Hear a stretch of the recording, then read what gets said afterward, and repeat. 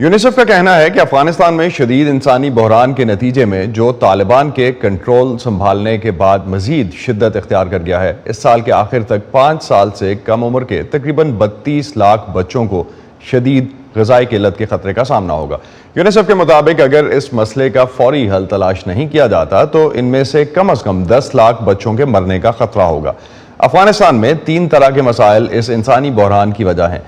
ملک میں خشک سالی ہے، پانی کی کمی کے مسائل ہیں اور کووڈ کی عالمی وبا کے تباہ کن سماجی اور معاشی اثرات کے ساتھ ساتھ سردیوں کی آمد بھی ان مسائل میں اضافہ کرے گی۔ اقوام متحدہ کے ورلڈ فوڈ پروگرام کے مطابق افغانستان میں 95% گھرانوں کو مناسب خوراک نہیں ملتی اور بڑوں کو کم کھانا پڑتا ہے تاکہ ان کے بچے زیادہ کھا سکیں۔ اقوام متحدہ نے ستمبر میں افغانستان کے لیے انسانی بنیادوں پر امداد اکٹھا کرنے کے لیے ایک کانفرنس کا انعقاد کیا تھا جس میں دنیا کی طرف سے $1 ارب سے زائد امداد کے وعدے کیے گئے۔